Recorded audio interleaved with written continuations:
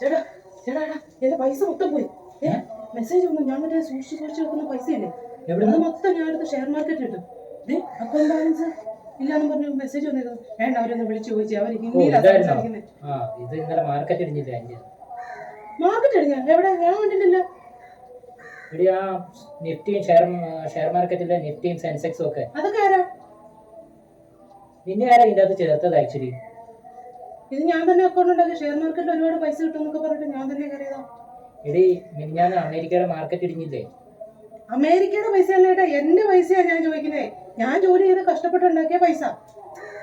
Share market എന്ന് പറഞ്ഞു കഴിഞ്ഞാൽ ഇന്നലെ അമേരിക്കയും ഇറാനുമായിട്ട് ഇസ്രായേലുമായിട്ടുള്ള ഒരു പ്രശ്നം ഉണ്ടായില്ലായിരുന്നു, യുദ്ധം. ഞാൻ അതിന് അമേരിക്കയിലും പോയിട്ടില്ല, ഇറാഖിലും പോയിട്ടില്ല. എന്റെ പൈസ എനിക്ക് തിരിച്ചോണ്ട്. ഇതെല്ലാം കോറിലേറ്റ് ചെയ്തിരിക്കുന്ന കാര്യങ്ങളാണ്. അമേരിക്കയും ഇസ്രായേലും ഒരു ടൈ ആണല്ലോ. അപ്പം ഇറാനുമായിട്ട് യുദ്ധത്തിനുള്ള ഒരു ഇറാനും ഇറാഖും ഒക്കെ പറയുന്നതിന് എന്റെ പൈസ എനിക്ക് തിരിച്ചോണം. ഏട്ടൻ അവരോടൊന്ന് സംസാരിച്ച്. എന്റെ ഭാര്യ ഭയങ്കര ദേഷ്യത്തിലാണ്, അവൾക്ക് ആ പൈസ തിരിച്ചു കൊടുക്കണം, ഇല്ലെങ്കിൽ ഭയങ്കര പ്രശ്നമാണെന്ന് പറയും. ഇനി ഞാൻ അവരെ വിളിക്കും. എനിക്ക് ഹിന്ദി പറയാൻ അറിയത്തില്ലാത്തതുകൊണ്ടോ. ഏട്ടൻ ഇവരെ ഒന്ന് വിളിച്ച് എന്നിട്ട് എന്റെ പൈസ തിരിച്ചിടാൻ പറയാം. എനിക്ക് അകത്ത് കുറച്ച് പണിയുണ്ട്, ഞാൻ ചെയ്തിട്ട് വരാം. ഇത് വിളിച്ച് അവരെ വിളിച്ചിട്ട് എന്റെ പൈസ എനിക്ക് എങ്ങനെയെങ്കിലും തിരിച്ചു കിട്ടിയിരിക്കണം. അവരെ വിളിക്കേ. നീ ഇതെന്ത് പ്രാന്താണ് പറയുന്നത്?